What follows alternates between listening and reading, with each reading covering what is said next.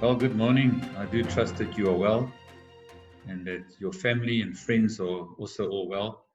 Today we're in day 74 of the lockdown. It's been a long haul up until now. We've still got a way to go. And what I'd like to do today is just to share a few thoughts and give you some feedback. And as you can see on the screen here, just like to touch on what I referred to the Garden Route Spring, the survey results on the last survey we did. Just want to touch on them, George Airport, then the municipal budget and IDP, and then we're going to go into a bit of introspection. So just in terms of the Garden Route Spring, I was been thinking, where we are right now, and it took me back to think of the Arab Spring, where people gathered and they protested. But our protest is for ourselves in the Garden Route, that we get the economy going, that we reset the economy, and that we get to a new norm as soon as possible. It's very, very important for us that we do that. So let's work together on this, and let's be positive activists for business. With regard to the survey, the last survey we did, I just want to share some results with you, and thank you very much for those who participated. We had about 35% of our membership that did participate in the survey. And let me just focus on one aspect, or two aspects really, and then in terms of the George municipality, I'll refer to some of the others there. So in the results, one of the questions we asked was, and this was really the focus, to say, did you apply for any kind of aid from all these different government and private funding aids that there were? And if we look at the numbers, specifically around the column did not receive aid, we can see that the vast majority of people who participated did not receive aid. On the UIF side, although 54% of the participants did indicate that they did receive aid. So what have we done with this? We've been engaging with the new Mayor Leon van Wyk of George Municipality for George, as well as with Minister David Mania of the Western Cape government. And we had a telecon session with him last week, and if all goes well, another one this week, where we indicated that this is one of the concerns, and they've asked for these results, and they also asked for specifics. So we will be giving them that information through for them, because they will then start following up to see where the problems are. The other one is in terms of the banks. Once again, we can see that in the third, fourth column, they did not receive assistance. You can see people applied to banks and also did not receive assistance.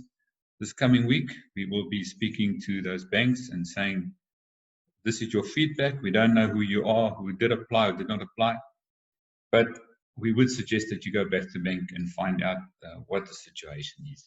So that's what we've done with the results, and thank you for that. We really appreciate your participation in these.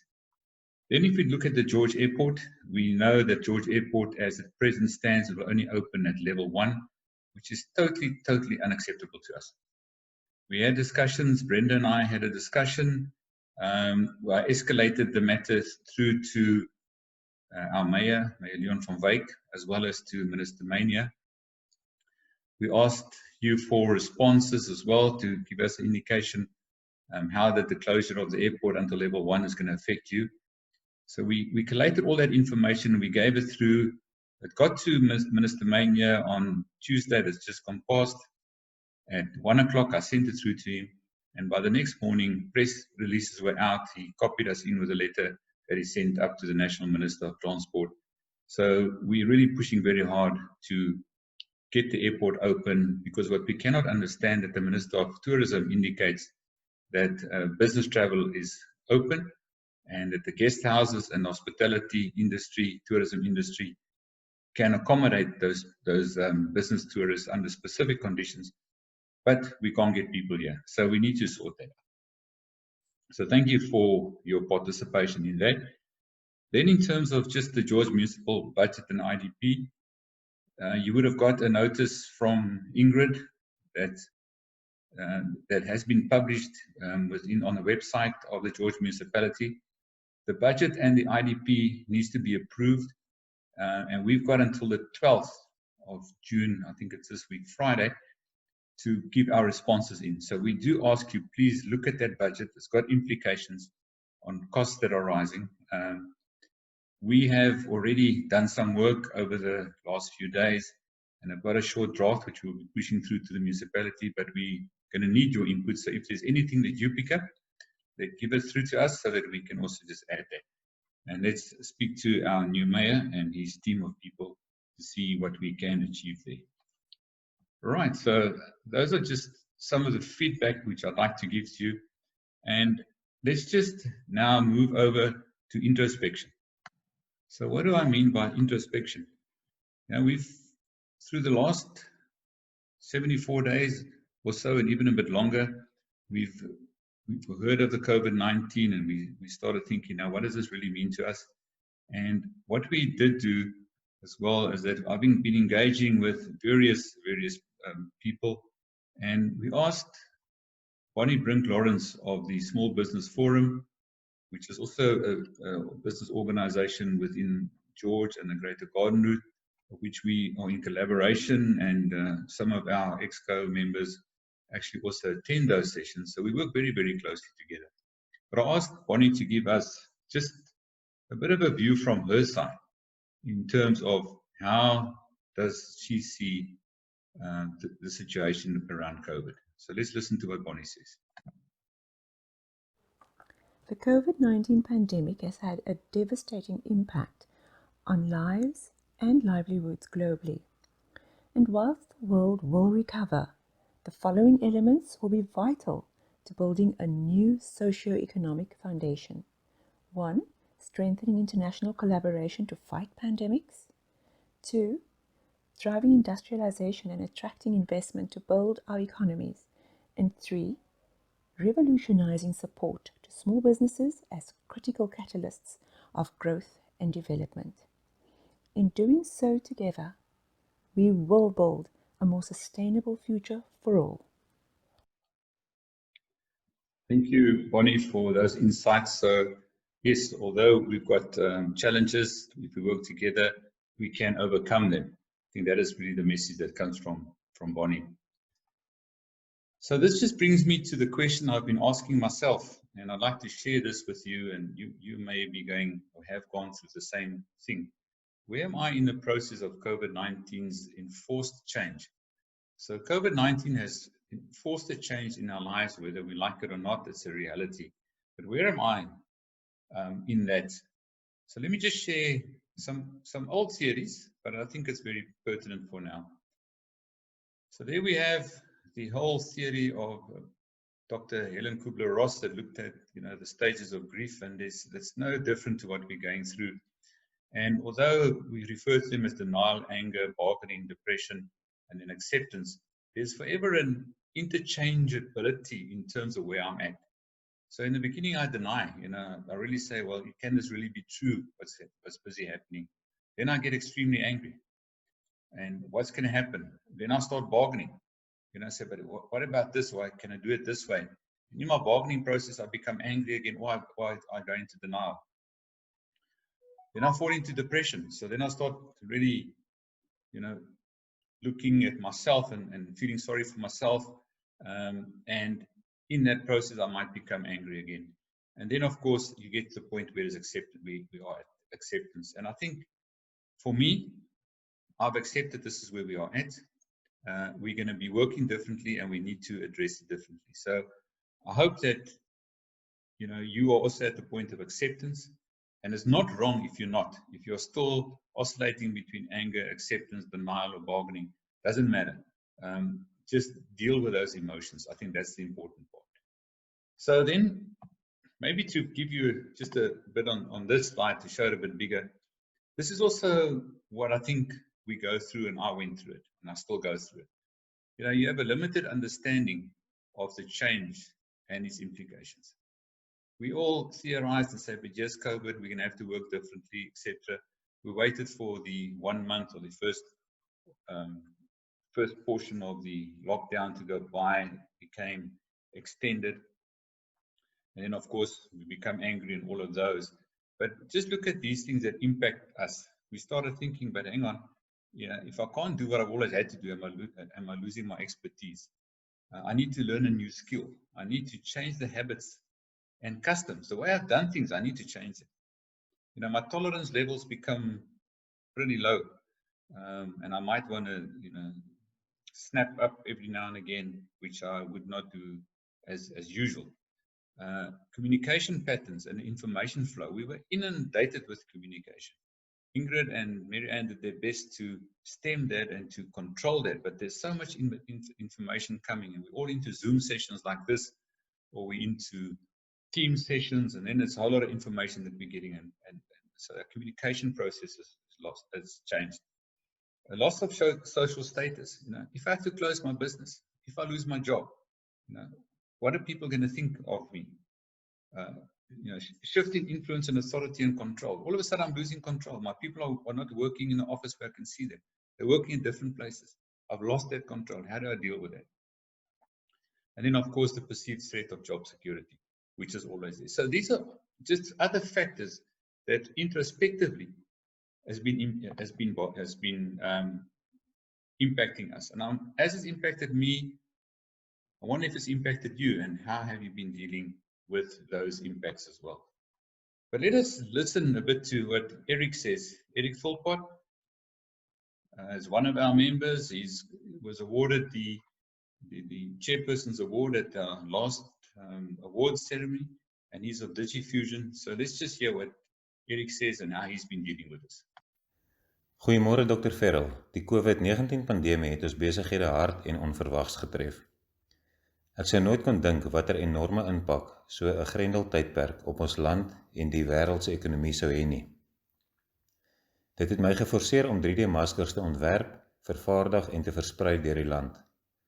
Spoedig het die aanvraag na Perspex tafelskerms begin en ons het die geleentheid aangegryp.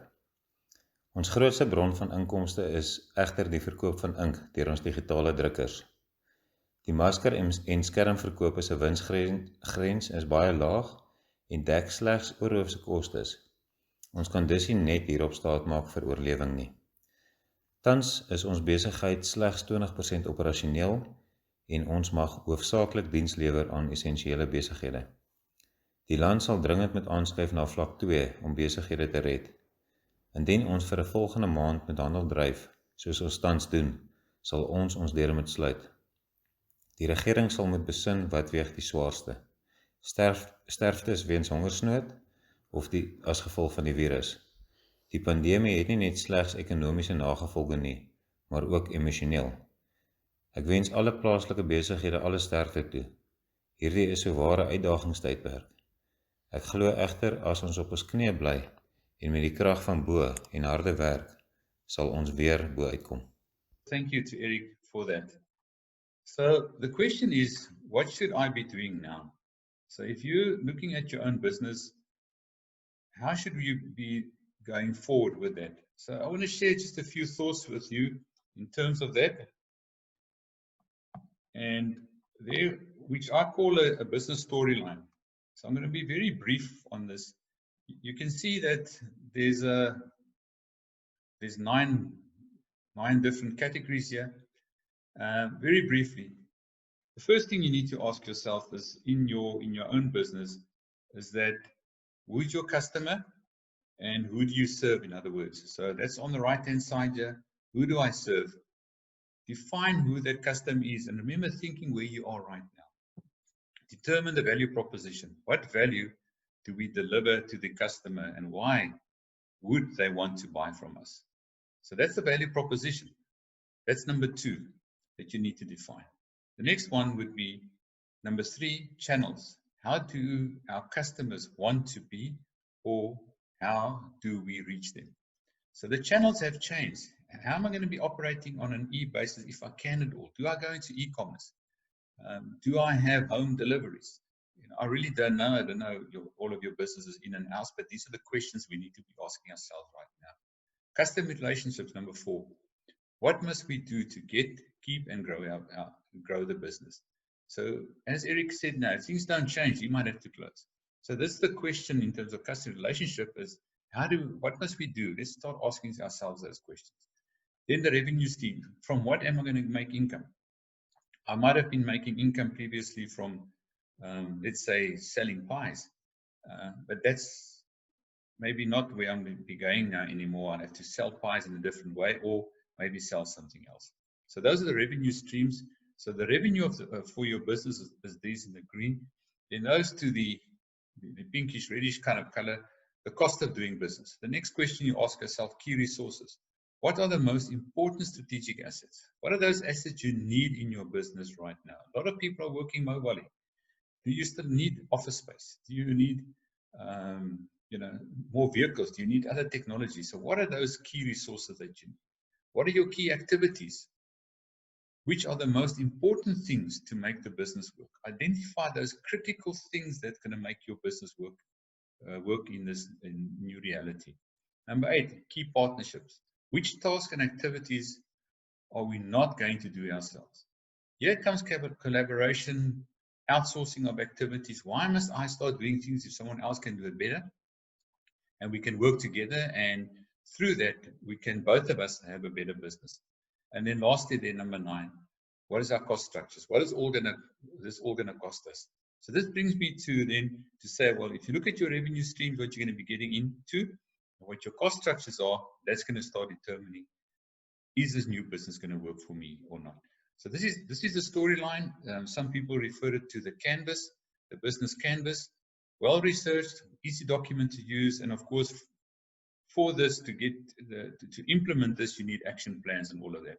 So we are considering that, and if you would like more information on this, please contact us, and we might have we can set up, we will then set up a session where we can do some training on this briefly to all our affiliates. All right, so that is what should we be doing now. The next one, which I want to share with you, is the AGM. Please note that the AGM is on the 25th of June this year. It will be a virtual AGM, so we'll be streaming it. So something new for us, and we really would like your participation. You will be receiving information today or tomorrow from Ingrid with the final agenda, all the other documentation. So please participate in that, and this is also determining our own way forward, which we'll also then share with you there. Okay, then just the last one. Lastly, I've got just an insert from Monique Best, who's our junior ambassador, and I'd like to share that with you now. I am a firm believer that everything happens as it should, and there's always a bigger picture. With that being said, COVID-19 did affect a lot of people, businesses, and the economy, and it saddens me to hear how many lives are lost, as lives are so precious. But this gave me the chance to focus on the things that are really important, the things that actually matter. COVID-19 gave us as people and the earth a time to breathe, a time to stop, and a time to think. We as people often get lost in our daily lives with busy schedules, but with this pandemic and lockdown, a lot of things changed. People were forced to change their patterns and behaviors. People were forced to be indoors with family or friends, with clubs and pubs and all the public places that usually take our attention away closed. Lockdown was a time for me to spend with my family and friends, to broaden my knowledge, and time to spend with our Heavenly Father. Lockdown did me good and gave me a new perspective. Thank you, Monique, for those insights. And yes, we have all got new perspectives, I'm sure. So thank you very much for taking the time and listening to this podcast today. We are into, as I said before, day 74. I believe we are in the garden with spring. It's in our hands. We need to make this thing work. We will be activists in a positive manner to ensure that we get our economy going as soon as possible. It's very important that we create sustainable jobs going forward. We need to ensure that we have food security, and we need to, over time, get people to be less reliant on grants and handouts. So thank you very much for your attention going through this podcast with me. I really appreciate that, and wishing you all the best for this coming week, but also for the rest of the month and the year ahead. Keep well. God bless.